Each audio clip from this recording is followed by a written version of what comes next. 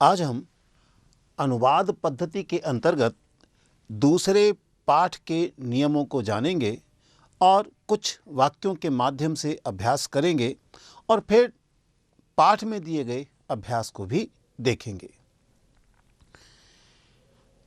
हम पहले पाठ में ये चर्चा कर चुके हैं कि संस्कृत में यदि हम अनुवाद करना चाहते हैं अथवा अन्य भाषा से संस्कृत में या फिर संस्कृत से अन्य भाषा में, तो हमें दोनों भाषाओं के नियमों का ज्ञान होना चाहिए। और संस्कृत में यदि हम करते हैं तो बहुत से अनेक प्रकार के नियम हमारे पास आएंगे। हम कुछ नियमों को अभी अभ्यास करते हुए भी जानेंगे। आज जो हम करेंगे वह भूतकाल से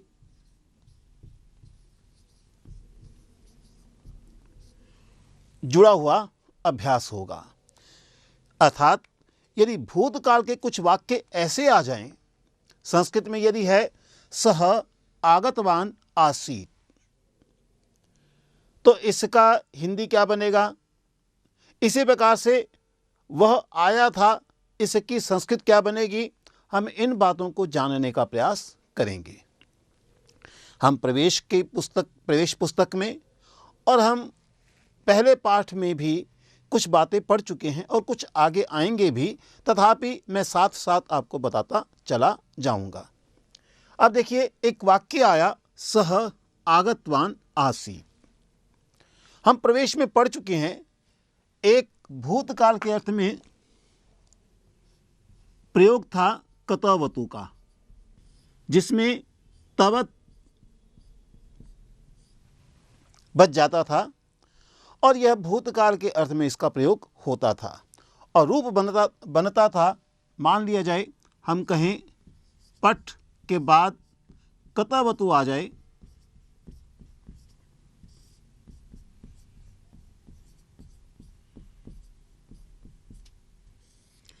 तो पठितवत बन जाता था और इसका अर्थ होगा पढ़ा। अर्थात भूतकाल में पढ़ा। अब हमने यह भी जाना था कतवतु का जब प्रयोग होता है तो प्रायः इसका प्रयोग विशेषण की भांति हो जाता है।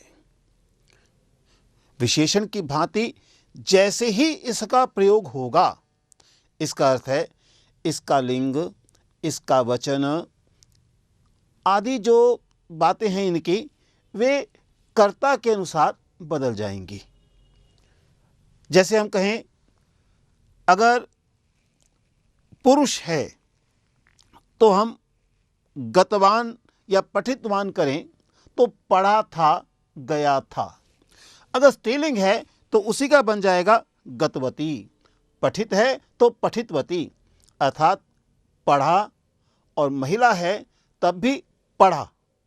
महिला ने पढ़ा था, पुरुष ने पढ़ा था। तो इस प्रकार से जो हमने कतवतु का प्रयोग पढ़ा था, इसी का प्रयोग इसमें सिखाया गया है कि अनुवाद करते हुए हमें क्या करना चाहिए।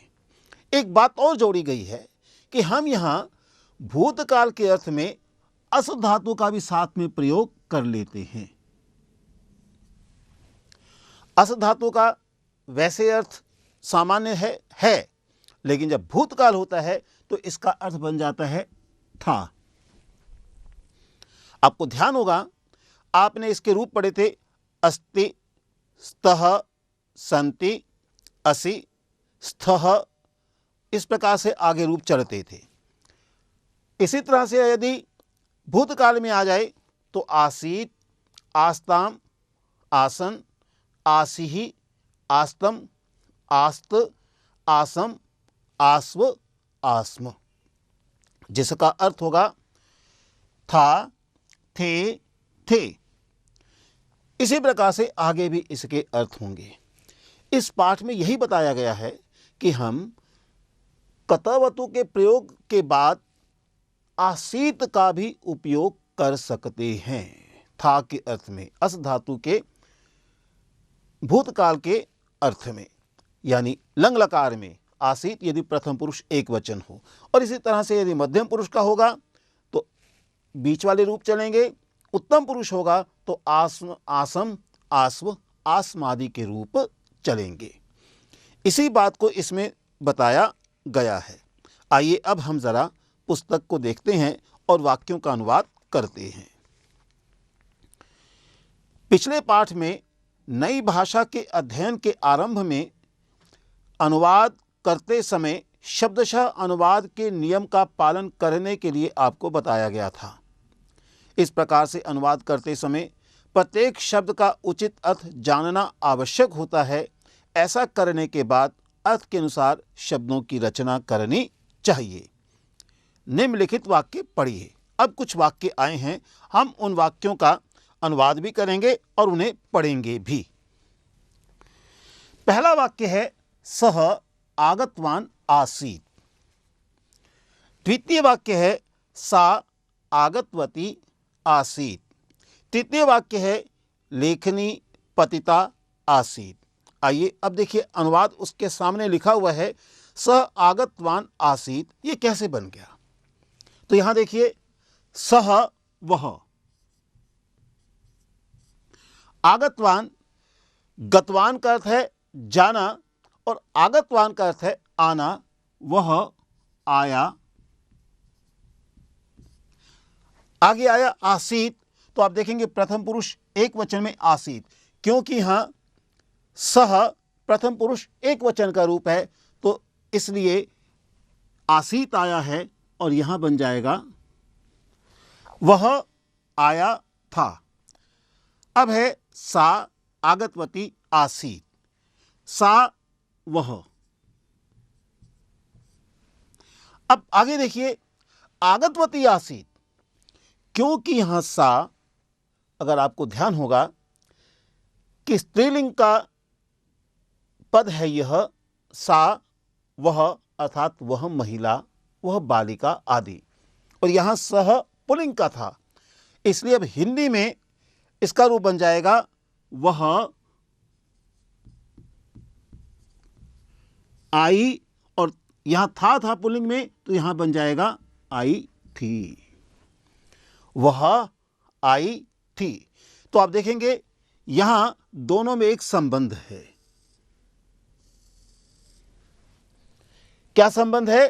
कि यह पुल्लिंग का था तो यह भी पुल्लिंग का हो गया। यहां सा स्त्रीलिंग का था तो यह भी स्त्रीलिंग का पद हो गया। अतः सह आगतवान आसीत, वह आया था। सा आगतवती आसीत, वह आई थी। संस्कृत में आसीत रहा है, लेकिन हिंदी में था और थी बन गया है। संस्कृत में यहां आगतवान और यहां आगतवती बना है, यह विशेषण विशेष्य की दृष्टि से बन गया है। अग्रिम वाक्य है लेखनी पतिता आसीत। लेखनी कलम अथवा लेखनी, पतिता, अब पतिता में पत धातु है। पत गिरना, और यहां कता प्रत्यय का प्रयोग है। वहां यदि कतवतु का प्रयोग था तो कता का उपयोग भी हम भूतकाल में ही करते हैं। अंतर यह है, आप जान चुके होंगे, कतवतु कर्तृवाच्य के रूप में आता है और कत कर्मवाच्य के रूप में आता है, लेकिन हम यहां उसका सामान्य प्रयोग भी कर सकते हैं। तो लेखनी पतिता आसीत। अब क्योंकि लेखनी स्त्रीलिंग शब्द है तो हिंदी में लेखनी स्त्रीलिंग है तो यहां आसीत में थी लगेगा, और पतिता क्योंकि स्त्रीलिंग है तो गिरी थी भी कर सकते हैं और गिरी हुई थी ऐसा भी कर सकते हैं।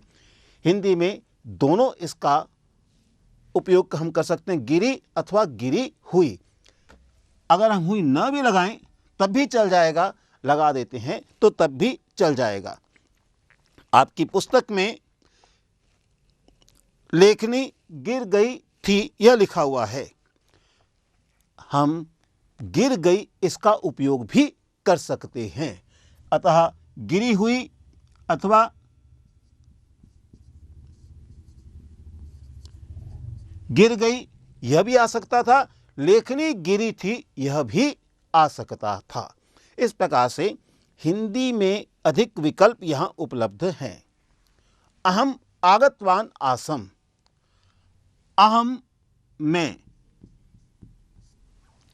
अब यहाँ आया है आगतवान। आप अगर देखें यहाँ गतवान पुल्लिंग में था, इसका अर्थ है कि यहाँ अगर आगतवान आया है तो इसका अर्थ ये बना यह वाक्य भी पुल्लिंग से ही संबद्ध है, अर्थात कोई बालक कह रहा है या कोई पुरुष कह रहा है अहम आगतवान आसम, तो ये बन जाएगा मैं आया था। अगर यहां आगतवती हो जाता, अर्थात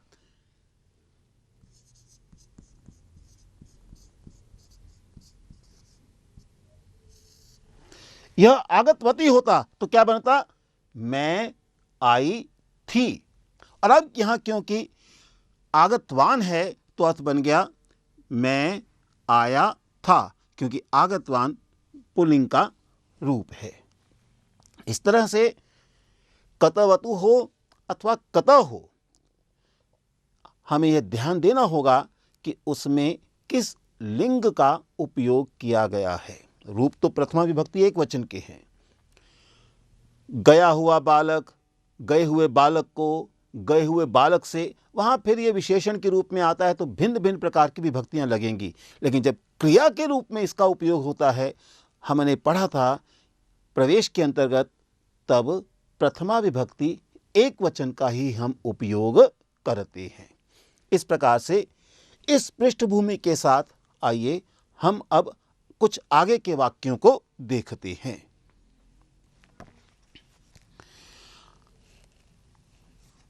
सह आगतवान अस्ति। अब यहां अस्ति आ गया है। अस्ति से क्या बनेगा अभिप्राय, अस्ति है। अब देखिए कितना मजेदार है, आगतवान भूतकाल के अर्थ में आता है, लेकिन अस्ति यदि इसमें लग गया है तो ये वर्तमान काल का भाव भी इसमें आ गया है। तो ये बना सह वह आगतवान आया अस्ति है, वह आया है।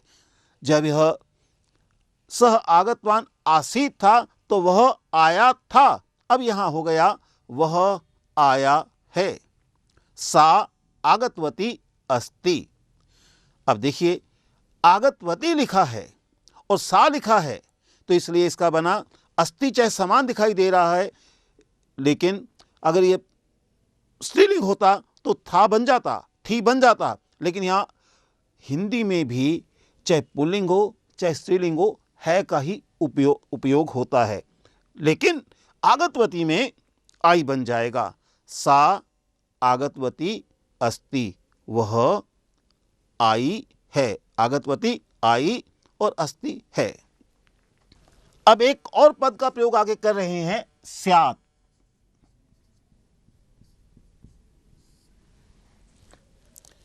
स्यात् जो है शायद के अर्थ में आता है, अर्थात यदि हम कहें सह आगतवान स्यात्, अब अगर हम सामान्य वाक्य में इसका उपयोग करें तो यह होगा के अर्थ में होगा। उस समय इस भाव को दे रहा है शायद आया होगा, शायद आया हो, तो हम दोनों में इसका प्रयोग कर सकते हैं, शायद आया हो या शायद आया होगा। यदि हम शायद नहीं भी लगाएं तब भी भाव वही होगा, आया होगा, आया हो, लेकिन संभावना यहां आ जाती है। इसलिए अब देखिए यहां आया है सह आगतवान स्यात्, सह वह आगतवान आया, स्यात् हो अथवा होगा। तो यहां जब होगा आया तो ये भविष्यत काल का रूप दिखाई दे रहा है, लेकिन है यह संभावना के अर्थ में।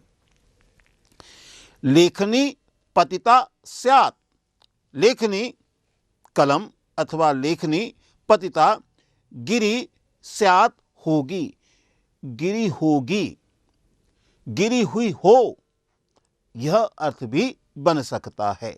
तो हम इस प्रकार से भिन्न भिन्न प्रकार से हम इसका अर्थ कर सकते हैं। जब हम संस्कृत से हिंदी कर रहे हैं तो हमें उसके कई विकल्प उपलब्ध हो जाते हैं। इसी प्रकार से हिंदी से हम जब संस्कृत करेंगे तो भी कई स्थानों पर विकल्प उपलब्ध हो जाते हैं। इस प्रकार से इस भूमिका के साथ नीचे बात को समझाने का प्रयास किया गया है कि ऊपर लिखे वाक्यों में भूत कृदंत रूपों के साथ आसीत, अस्ति, स्यात् इत्यादि क्रियापदों का प्रयोग किया गया है। यहाँ लिखा है कृदंत रूपों के साथ। क्या अभिप्राय था? ये जो कत और कतवतु आए हैं, कहाँ? जैसे आगतवती, आगतवान में कतवतु प्रत्यय का प्रयोग है।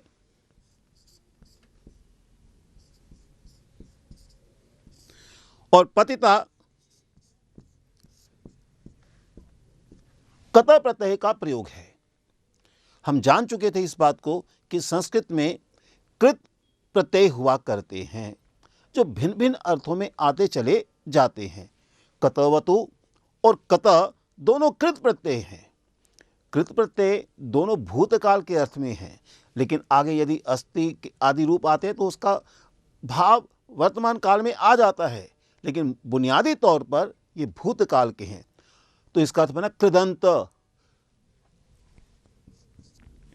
कृदंत, कृत अंत, अर्थात वे पद जिनके अंत में कृत प्रत्यय लगे हुए हैं। तो आगतवान, आगतवती, पतिता आदि जो ये पद हैं ये कृदंत कहलाएंगे, क्योंकि इनके पश्चात कतवतु, कत प्रत्यय लगे हैं और ये दोनों कृत प्रत्यय के अंतर्गत आते हैं। कि ऊपर लिखे वाक्यों में भूत कृदंत, और क्योंकि ये भूतकाल के अर्थ में लगते हैं इसलिए भूत कृदंत पद का यहाँ प्रयोग किया गया है। भूत कृदंत रूपों के साथ आसीत, अस्ति, स्यात् आदि क्रियापदों का प्रयोग किया गया है। निम्नलिखित वाक्यों का अनुवाद कीजिए और इस प्रकार के अधिक अभ्यास करने का प्रयास कीजिए। और नीचे अब कुछ अभ्यास दिए गए हैं, अब हम उन अभ्यासों को करने का प्रयास करेंगे। अब हम इन वाक्यों का हिंदी अनुवाद करेंगे। आपके पुस्तक में इस पाठ में अभ्यास के अंतर्गत पहला प्रश्न यह दिया हुआ है। अब देखिए, सखी मिलितवती आसीत। सखी, सखी मित्र, लेकिन एक बात बड़ी स्पष्ट है कि यहां मिलितवती है। तो मिलितवती बता रहा है कि यह स्त्रीलिंग है, अर्थात यहां सखी स्त्रीलिंग के भाव में आया है। तो सखी मिलितवती, इसमें मिल धातु है जिसका अर्थ है मिलना, और कतवतु प्रत्यय का प्रयोग है, इसका अर्थ बना मिली, यानी भूतकाल में यह दिखाई दे रहा है सखी आसीत थी। क्योंकि यहां स्त्रीलिंग है इसलिए क्या बन गया? थी। मान लिया जाए यहां होता मिलितवान आसीत तो निश्चित रूप से यहां भी पुल्लिंग होता। फिर मिला था, मित्र मिला था, वह सखा बन जाएगा। लेकिन यह मिलितवती जो है ये स्त्रीलिंग बता रहा है, स्त्रीलिंग की ओर संकेत दे रहा है, इसलिए यहां थी आ गया है और यहां मिली का भाव आया है। हयः दृष्टवान आसीत। हयः, हय का अर्थ है कल। आपकी पुस्तक में इस अभ्यास के नीचे एक पंक्ति में कुछ शब्दों के अर्थ भी दिए गए हैं, उन्हें भी आप देखिएगा। ये कल बीता हुआ है,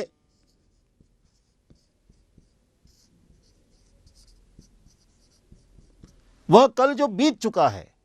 आने वाला कल जो है वह श्वः होता है।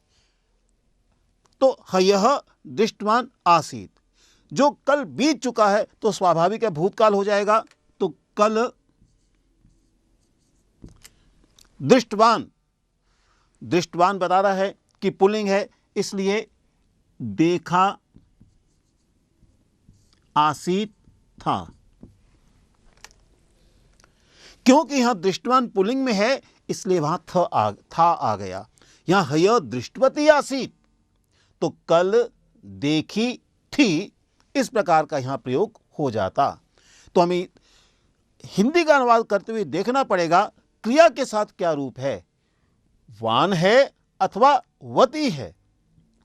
अगर वान है तो था, वती है तो थी। रामः लिखितवान आसीत्, रामः लिखितवान आसीत्, रामः राम। लिखितवान है तो स्पष्ट है कि वान आया, पुल्लिंग है और यहां भी पुल्लिंग में दिखाई दे ही रहा है। तो राम लिखितवान आसीत तो राम ने लिखा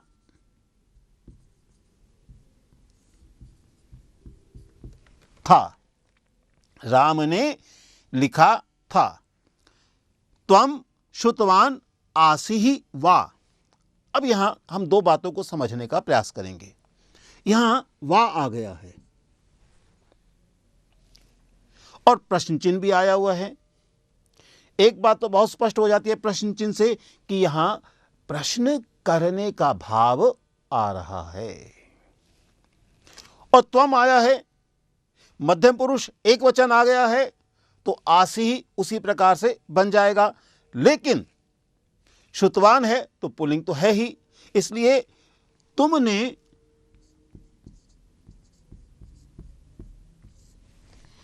श्रुतवान, श्रुतवान में शु धातु है सुनने के अर्थ में। तो त्वम श्रुतवान आसी ही, तुमने सुना, आसी ही था। अब क्योंकि वा आया है, मैंने कहा प्रश्न है तो हम प्रश्न भी कर सकते हैं, क्या तुमने सुना था, या फिर तुमने सुना था। क्या नहीं लगाएंगे, इसके बाद प्रश्न चिन्ह लगा देंगे तब भी काम चल सकता है। तुमने सुना था, और अच्छा रहे यदि हम पहले क्या लगा देते हैं, क्या तुमने सुना था। हम प्रश्न कर सकते हैं कि यहां क्या तो लगाया है, किम तो नहीं आया है। हां, किम यहां दिखाई नहीं दे रहा है, लेकिन वाह आया है। हम इस बात को भी कहीं जान चुके थे कि वाह का प्रयोग प्रश्न करने के अर्थ में आता है, इसलिए वाह यहां प्रश्न के रूप में आया है और फिर बाद में हमने प्रश्न चिन्ह लगा दिया है। उसके बाद है अहम प्रेषितवान अस्मि। अहम मैंने, प्रेषितवान भेजा। अब यहां अस्मि आया है, निश्चित रूप से ये लट लकार का प्रयोग है, वर्तमान काल का है, तो मैंने भेजा है। ऊपर आसी ही, आसीत, आसीत, आसीत था तो थी, था आया हुआ है, लेकिन यहां अस्मि आ गया है तो बन गया है, मैंने भेजा है। करवस्त्रम पतितम अस्ति। करवस्त्र, कर हाथ, वस्त्र कपड़ा, तो हम प्रायः हाथ साफ करने के लिए जिस वस्त्र का प्रयोग करते हैं कर वस्त्र, प्रायः हम उसे रुमाल भी कह देते हैं। सामान्य भाषा में रुमाल पतितम अस्ति, गिरा हुआ है।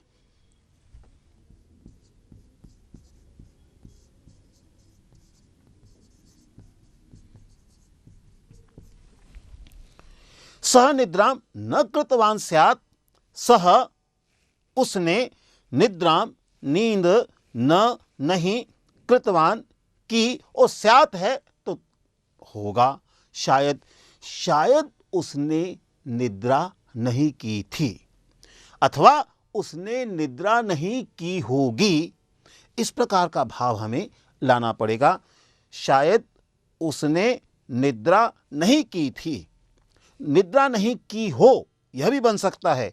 यहां ध्यान दीजिएगा, चाहे यहां शायद के लिए इस प्रकार का शब्द नहीं आया, लेकिन स्यात् बताता है यह संभावना है। तो उसने नींद नहीं की होगी अथवा शायद उसने नींद नहीं की होगी या नहीं की हो, यह भी भाव आ सकता है। इस प्रकार से हमने इन वाक्यों का हिंदी में अनुवाद किया है। हिंदी की संरचना की दृष्टि से कहीं कहीं भेद आ जाता है। था, थी आदि की ओर ध्यान देना होगा। उसके लिए अच्छी बात रहती है हम यह देखें जहाँ कत या कतवतु का प्रयोग हुआ है वह वान है अथवा वती है। वान है तो पुल्लिंग में करेंगे, वती है तो स्त्रीलिंग में करेंगे। इसी प्रकार से जब हम इसे हिंदी से संस्कृत में करेंगे तब जब ये वाक्य आएंगे तब उसे भी बताया जाएगा। तो इस प्रकार से पहले अभ्यास के हमने ये रूप देखे हैं। आपकी पुस्तक में ही पाठ के अंत में उत्तर दिए भी गए हैं, हम वहाँ से उत्तर मिला भी सकते हैं। जहाँ जहाँ विकल्प हो सकते हैं वहाँ भेद पाया जा सकता है, लेकिन शैली हमारी यही होगी, विधि हमारी यही होगी। अब द्वितीय अभ्यास में हम हिंदी के वाक्यों का संस्कृत में अनुवाद करेंगे।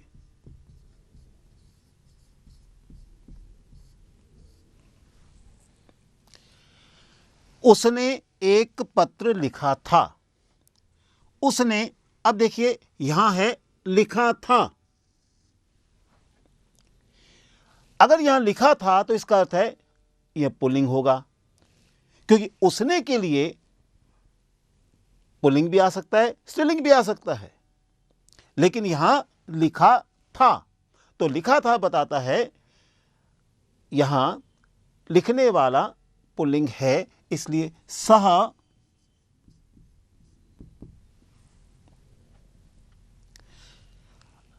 यदि हम हिंदी के वाक्य को पुनः देखें तो वस्तुतः यहां सा भी आ सकता है कि महिला ने लिखा था, फिर वहां उसका लिंग किसी और कारण से आ जाएगा, बीच में रुकावट, पत्र को लिखा था, तो स्थिति वो बन जाएगी। उसने एक पत्र लिखा था, क्योंकि पत्र यहां पुल्लिंग यानी वह स्त्रीलिंग नहीं है, यहां नपुंसक संस्कृत में नपुंसक लिंग के अर्थ में है, तो उसके कारण भी लिंग का परिवर्तन हुआ है। तो यहां केवल सह नहीं है, लिखा था बताता है सह होना चाहिए, लेकिन यहां सा भी आ सकता है। यानी उसने एक पत्र लिखा था, सह अथवा सा, ये दोनों आ सकते हैं। एक पत्र लिखा था। अब पत्र जो है वह नपुंसक लिंग है, तो पत्रम बना। अब यहां एक आया है तो हम लिख सकते हैं एकम, क्योंकि पत्रम नपुंसक लिंग एक वचन है, उसी के अनुसार एक भी नपुंसक लिंग एक वचन बन गया, एकम पत्रम। आपने इसी पाठ में विशेषण विशेष्य के भाव को भाषा अभ्यास के अंतर्गत देखा है कि विशेषण और विशेष्य के बीच में संबंध होता है। सह अथवा सा एकम पत्रम। अब देखिए लिखा था, अब हमें आगे थोड़ा सोचना पड़ेगा। यहां मैंने कहा था कि दोनों बन सकते हैं, सह अथवा सा, लेकिन अब समस्या खड़ी हो सकती है। लिखा था तो पुल्लिंग का रूप हो सकता है। अब लिखने के लिए लिखितवान अथवा लिखितवती, लेकिन अगर स्त्रीलिंग होता तो लिखितवती बनता। लेकिन यहां था कि उसने एक पत्र लिखा था, अगर हम पुल्लिंग करते हैं तो सह एकम पत्रम लिखितवान आसीत। लेकिन हमने कहा यहां सह भी हो सकता है अथवा सा भी हो सकता है। अगर मैं कहता हूं लिखितवान तो ये बनेगा सह एकम पत्रम लिखितवान आसीत। अगर मैं यहां सा करता हूं तो सा एकम पत्रम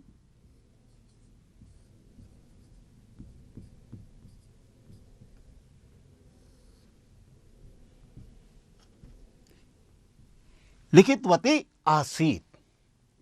तो देखिए हमें ध्यान देना होगा क्योंकि यहाँ हम पुल्लिंग में कर रहे हैं तो यहाँ भी पुल्लिंग होगा, और यहाँ स्त्रीलिंग में कर रहे हैं तो यहाँ भी स्त्रीलिंग में होगा। या हम कह सकते हैं यहाँ पुल्लिंग है तो यहाँ पुल्लिंग कहेंगे, और यहाँ स्त्रीलिंग है तो यहाँ स्त्रीलिंग होगा। तो यद्यपि मैंने कहा था कि उसने सह भी हो सकता है, सा भी हो सकता है, लेकिन लिखितवान और लिखितवती में अंतर हो जाएगा। अगर हम सह का प्रयोग करेंगे, सह एकम पत्रम लिखितवान आसीत, अथवा सा एकम पत्रम लिखितवती आसीत, यानी इसके दो रूप बन सकते हैं। एक बात और सोच सकते हैं, एकम लगाया जाए या न लगाया जाए, यह भी थोड़ा सा सोचने का बिंदु है। एक को देखते हुए हम एक लगा भी सकते हैं। यदि हम एक न लगाएं, केवल लिखें सह पत्रम लिखितवान आसीत, तब भी यह ठीक होगा, क्योंकि पत्रम एक वचन में है। सा पत्रम लिखितवती आसीत, तो स्वाभाविक रूप से बन जाएगा उसने एक पत्र लिखा था। अगर यह बहुवचन होता, लिखे थे बनता, तो फिर पत्राणी बन जाता। दो पत्र होते तो पत्रे बन जाता। तो हमें यह ध्यान देना होगा कि अगर हम पत्रम लिखें तब भी यह वाक्य बन जाएगा, एकम न लिखें, यदि हम एकम लिख देते हैं तब भी यह वाक्य अशुद्ध नहीं है। लेकिन अच्छी बात यह है कि हम न लिखें, इसलिए आपके दिए गए उत्तरों में नहीं लिखा हुआ है। यदि आप इसका उत्तर पिछले पृष्ठ पर देखते हैं तो वहां सह पत्रम लिखितवान आसीत एक ही उत्तर दिया हुआ है। हम वहां दो उत्तर कर सकते हैं, सह पत्रम लिखितवान आसीत अथवा सा पत्रम लिखितवती आसीत। इसी तरह से सह एकम पत्रम लिखितवान आसीत अथवा सा एकम पत्रम लिखितवती आसीत। एकम यहाँ शाब्दिक अनुवाद या अक्षरशः अनुवाद में आ गया है, और यदि हम केवल पत्रम लिखें तो भाव का रूप भी आ सकता है। अब अगला वाक्य है, तुम आए थे क्या। अब ये क्या बताता है, और पीछे प्रश्नवाचक चिन्ह है, तो इसका अर्थ बनता है यहां वा का उपयोग किया जा सकता है। किम का उपयोग भी हो सकता है, वा का भी। तो तुम आए थे, तुम, त्वम,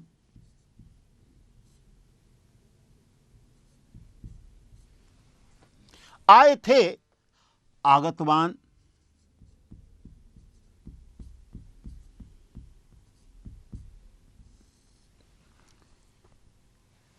थे के लिए आ गया आसीत, आसी ही। आसी क्यों आया, क्योंकि यहां तुम है। क्योंकि ये तुम है, त्वम, इसलिए मध्यम पुरुष एक वचन का है, तो यहां बन गया आसी ही त्वम आगतवान आसी ही वा।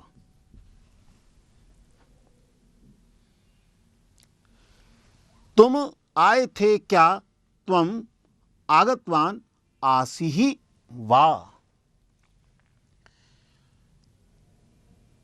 अब यहां एक बात और सोच सकते हैं, मान लिया जाए यहां थी आ जाता,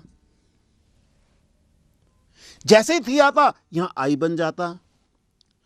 तुम आई थी क्या, तो वाक्य बनता त्वम आगतवती आसी ही वा। आसी में अंतर नहीं आता, लेकिन आगतवती में अंतर आता। हाँ, तुम में भी अंतर नहीं आता, क्योंकि चाहे पुल्लिंग हो स्त्रीलिंग हो, त्वम के प्रयोग में अंतर नहीं आता है। त्वम, अहम, इन दोनों का, त्वम, युवाम, यूयम, अहम, आवाम, वयम, ये उभय लिंग में समान रहते हैं। दोनों लिंगों में, चाहे पुल्लिंग हो चाहे स्त्रीलिंग हो, ये समान रहते हैं।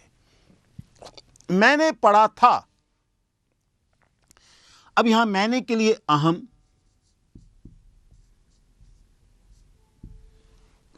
पढ़ा था पठितवान,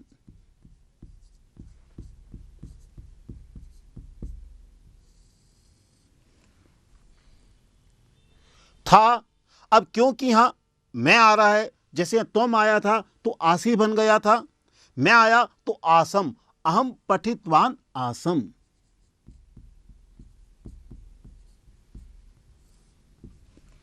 मैंने प्रारंभ में अस धातु के यहां रूप लिखे थे, और आपको भी स्मरण होगा, नहीं तो आप पुस्तक में देख भी सकते हैं कि वहाँ आसीत, आस्ताम, आसन, आसीहि, आस्तम, आसत, आसम, आस्व, आस्म। क्योंकि यह उत्तम पुरुष एक वचन का है तो क्रिया भी उत्तम पुरुष एक वचन की हो गई। क्योंकि यहाँ मध्यम पुरुष एक वचन है तो क्रिया भी मध्यम पुरुष एक वचन की हो गई। यहाँ फिर हम एक बात की ओर ध्यान देंगे। यहाँ जब ये कह रहे कि मैंने पढ़ा था, अब ये लड़की भी हो सकती है, स्त्रीलिंग भी हो सकता है, क्योंकि मैंने पढ़ा था बालिका कह सकती है। हिंदी में तो समान वाक्य, यदि संस्कृत लिखनी होगी तो अंतर आ जाएगा। तो क्या बनेगा? अहम पठितवती आसम। पठितवती आसम। अगर महिला अपने के लिए कहेगी तो अहम पठितवती आसम। अगर पुरुष कहेगा तो अहम पठितवान आसम। इसका अर्थ है यहां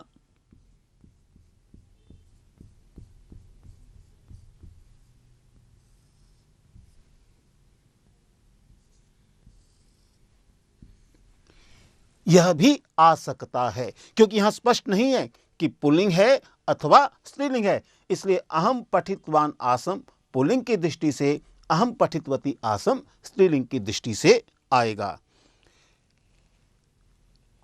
आपकी पुस्तक में पुल्लिंग की दृष्टि से उत्तर दिया हुआ है तो हम वहां जोड़ सकते हैं अहम पठितवती आसम। यह भी हो सकता है। सीता ने पुस्तक रखी थी।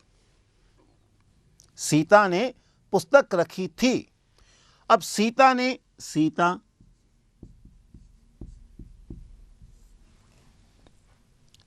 पुस्तक रखी थी। पुस्तक, पुस्तकम।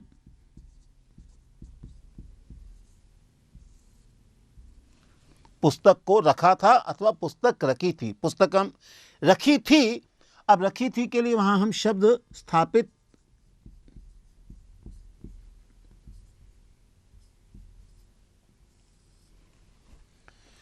वती, स्थापित वती इस प्रकार से लिखते हैं। सीता पुस्तकम स्थापित वती, और थी है तो आसीत। सीता पुस्तकम स्थापित वती आसीत। सीता ने पुस्तक रखी थी। अब यहां अगर राम होता तो पुल्लिंग हो जाता, राम ने पुस्तक रखी थी। हिंदी के वाक्य में अंतर नहीं लग रहा है कि राम ने पुस्तक रखी थी, सीता ने पुस्तक रखी थी। केवल सीता यहां स्त्रीलिंग में हम जानते हैं और राम पुल्लिंग में जानते हैं। हिंदी में अंतर नहीं आ रहा, लेकिन संस्कृत में अंतर आ जाएगा। रामः पुस्तकम स्थापितवान आसीत, तब वहां स्थापितवान हो जाता अगर रामा होता। और यहां क्योंकि सीता है, स्त्रीलिंग में है, तो सीता पुस्तकम स्थापितवती आसीत।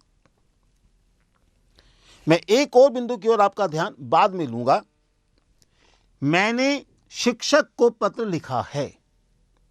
मैंने, अहम,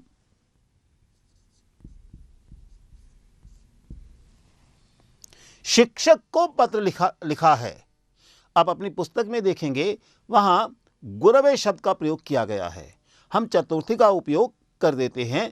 अगर हम किसी को कोई पत्र आदि लिख रहे हैं तो गुरवे, को का भाव भी आ सकता है, लेकिन यहां आपकी पुस्तक में गुरवे है तो मैं आपको स्पष्ट कर देना चाहूंगा ताकि भ्रम न रहे। हम किसी को यदि कोई पत्र लिखते हैं तो वहां चतुर्थी विभक्ति का प्रयोग भी हो सकता है। अब शिक्षक है तो शिक्षकाय यह भी हो सकता है। और यदि मैं इसके स्थान पर गुरु करूं, और क्योंकि आपकी पुस्तक में गुरु है तो इसलिए मैं उसका प्रयोग आपको बता रहा हूं ताकि भ्रम ना हो। तो गुरु के रूप जब चलते हैं तो चतुर्थी विभक्ति एक वचन में बन जाता है गुरवे। अहम गुरवे पत्रम,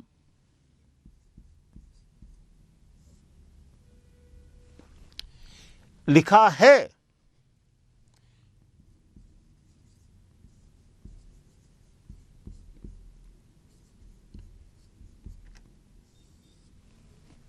लिखितवान अस्मि,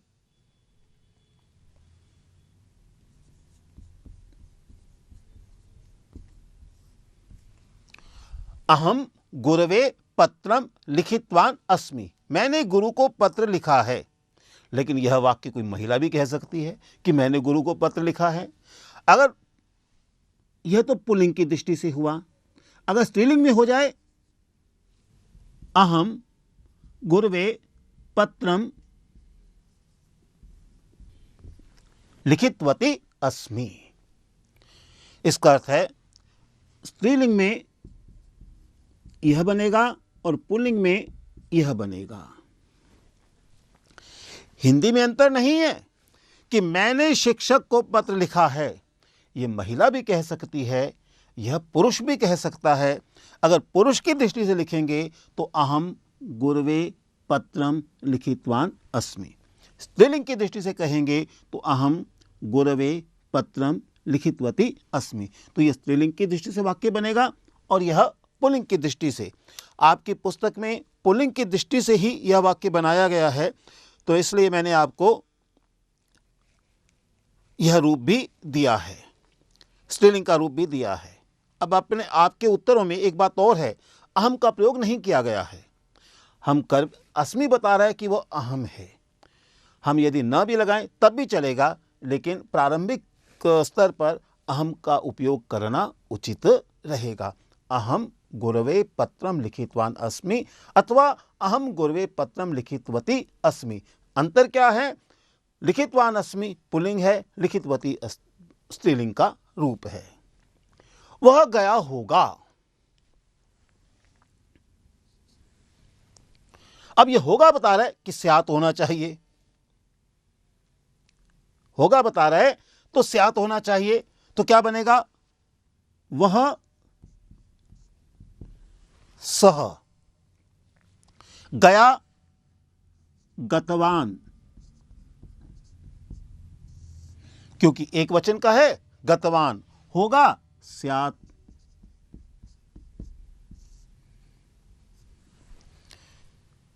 सह गतवान स्यात, वो गया होगा। अब यहां एक बात बहुत स्पष्ट है, अगर यहां होगी होता, वह गई होगी, तो फिर सा गतवती स्यात यह रूप बनता। तो मैं आपका ध्यान अन्य विकल्प की ओर भी ले आता हूं कि स्त्रीलिंग में होगा तो वाक्य कैसे बनेगा। आपके जो उत्तर दिए गए हैं वो एक दृष्टि से दिए गए हैं, लेकिन मैं दोनों दृष्टियां आपके समक्ष रखता जा रहा हूं ताकि आपको वाक्य बनाने में सरलता हो और आप संस्कृत लिखना सीखते चलें, संस्कृत बोलना सीखते चलें। तो सह गतवान स्यात्, उसने देखा होगा क्या? तो यहां फिर ध्यान देना होगा, ये होगा भी है और क्या भी है। तो इसका अर्थ है होगा के लिए तो स्यात् आ जाएगा,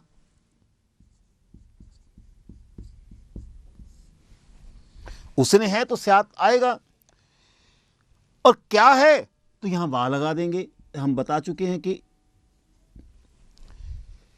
वा का प्रयोग क्या के अर्थ में आ जाता है, और बाद में प्रश्न चिन्ह। उसने देखा तो उसने सह देखा दृष्टवान,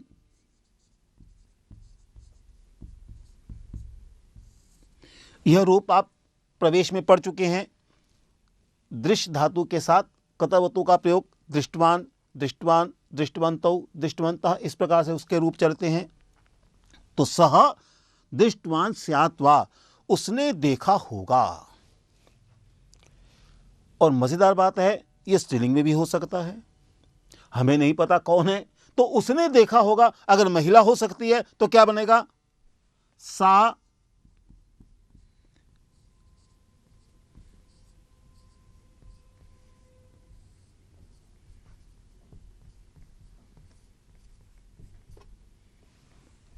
सा दृष्टवती स्यात् वा, उसने देखा होगा।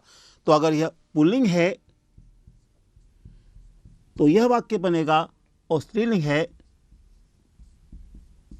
तो यह वाक्य बनेगा सा दृष्टवती स्यात् वा। उसने खाना खाया होगा। अब यहां देखिए, उसने सह, लेकिन यहां भी नहीं पता कि पुल्लिंग है या स्त्रीलिंग है।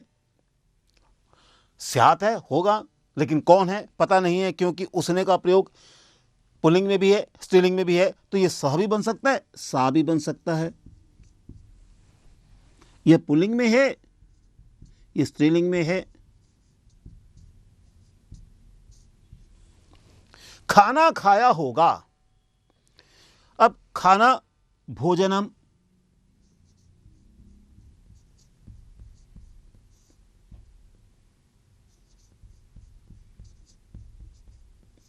उसमें भी भोजनम आएगा। खाया होगा क्या? खाया होगा तो खाने के लिए खादित,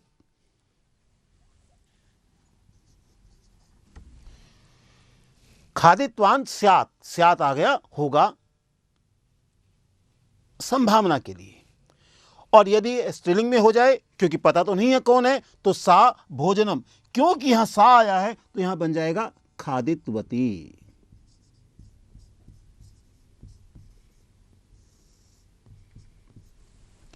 सा भोजनम खादितवती स्यात्। आपकी पुस्तक में थोड़ा उत्तर भिन्न प्रकार से दिया हुआ है। उन्होंने भोजनम और खादितवान के स्थान पर कृतवान का प्रयोग कर दिया है। देखिए आप, सह भोजनम कृतवान स्यात्, किया हो, खाया के अर्थ में खादित, और हम उसने भोजन खाया होगा, भोजन किया होगा, यह भाव भी ले सकते हैं। यदि भाव का हम अर्थ करते हैं, भाव का की दृष्टि से हम अर्थ करते हैं तो सह भोजनम कृतवान स्यात्। अगर स्त्रीलिंग होगा सा भोजनम कृतवती स्यात्।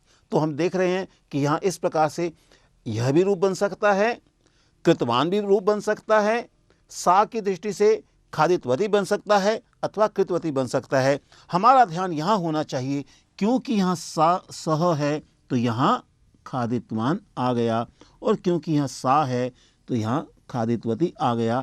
इन दोनों का संबंध देखना अनिवार्य होगा।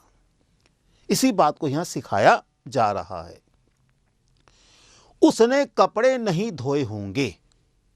अब यहां देखिए क्या हुआ, उसने करके स्त्रीलिंग ही बनाया है, अर्थात यहां पुल्लिंग वाक्य नहीं बनाना, स्त्रीलिंग। तो स्वाभाविक है, उसने है तो फिर सा बन गया। कपड़े वस्त्राणि,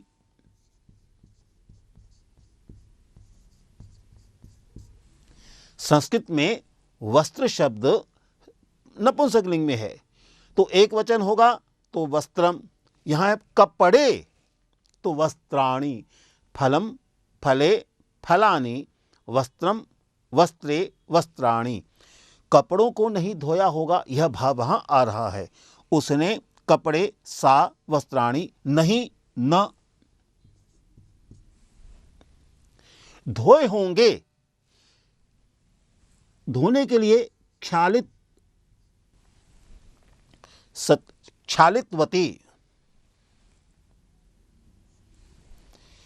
सा वस्त्राणि न क्षालितवती, और क्योंकि होंगे संभावना है तो स्यात्।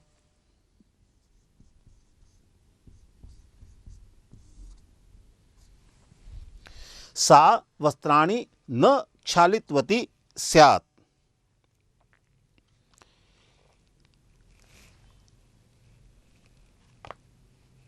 मान लिया जाए यहां स्त्रीलिंग न लिखा होता अथवा पुल्लिंग लिखा होता, तो सह वस्त्राणि न क्षालितवान स्यात्, तो वहां सह बन जाता और क्षालितवान बन जाता। क्योंकि स्पष्ट लिखा है, स्त्रीलिंग का वाक्य है, स्त्रीलिंग का शब्द है, तो यहां इसलिए सा वस्त्राणि न क्षालितवती स्यात् यह बन जाएगा। एक वाक्य और था जो बीच में क्रम में रह गया था, वो मैंने नीचे लिखा है, तुमने वह घर पर रखा होगा क्या। स्वाभाविक है, यहां क्या की बात आ रही है, तो वा का प्रयोग होगा। तुमने, त्वम, वह घर पर रखा होगा क्या।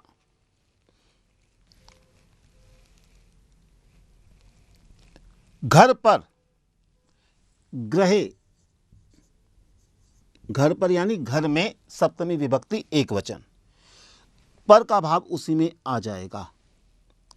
रखा होगा क्या, स्थापितवान,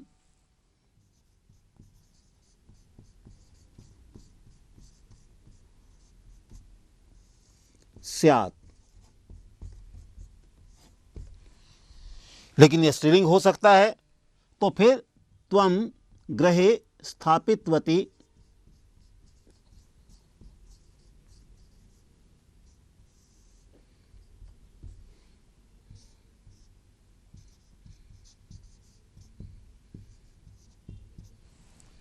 पुल्लिंग में त्वं गृहे स्थापितवान स्यात्, स्त्रीलिंग में त्वं गृहे स्थापितवती स्यात्। वह यहाँ आया हुआ है, अगर हम वह के स्थान पर न भी कुछ लगाएं तब भी चलेगा, अन्यथा तत् का उपयोग होगा कि उस चीज़ को, उस वस्तु को इस अर्थ में यह आ रहा है। तो इस प्रकार से त्वं गृहे स्थापितवान स्यात्, त्वं गृहे स्थापितवती स्यात्। तो इस प्रकार से हमने इस द्वितीय अभ्यास को देखा है और हमने दो ढंग से देखने का प्रयास किया है। एक, अगर यह पुल्लिंग में हो तो कैसा होगा, और दूसरा स्त्रीलिंग में होगा तो कैसे होगा, वहाँ जहाँ स्पष्टता नहीं है। फिर मैंने एक बात कही थी कि मैं एक बिंदु पर विशेष रूप से बात करूँगा, वह है, आप यहाँ देख रहे हैं ने आया है,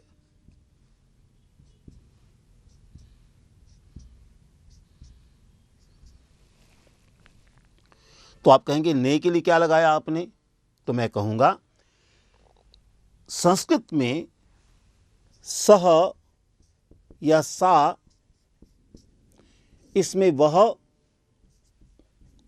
और उसने, ये दोनों भाव आ जाते हैं। हिंदी की शैली में जब प्रायः भूतकाल आए तो ने का उपयोग होता है, अन्यथा नहीं होता। उसने कहा था, यहाँ ने का उपयोग हो गया है क्योंकि कहा था भूतकाल में है।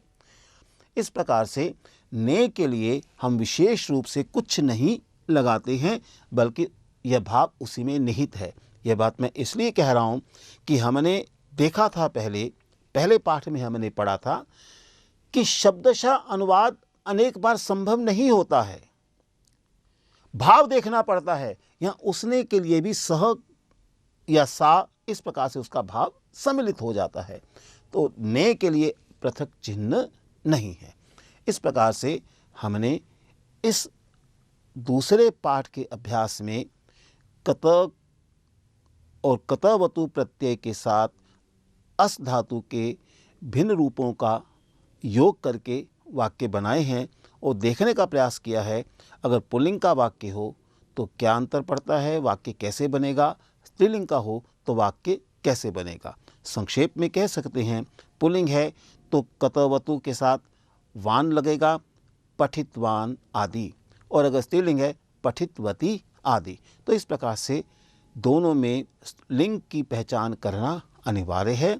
सहसा में लिंग का अंतर आता है, आसीत में अंतर नहीं आएगा, त्वम में अंतर नहीं आएगा, अहम में अंतर नहीं आएगा, यानी उत्तम पुरुष और मध्यम पुरुष और क्रिया के अस धातु के रूप में अंतर नहीं है, लेकिन कत और कतवतु के प्रयोग में अंतर आ जाता है, क्योंकि इनका उपयोग प्रायः हम विशेषण की भांति करते हैं। आप अपने उत्तरों को मिला सकते हैं, जहाँ जहाँ संभावनाएं थी विकल्पों की, वह भी मैंने आपको यहाँ स्पष्ट की है।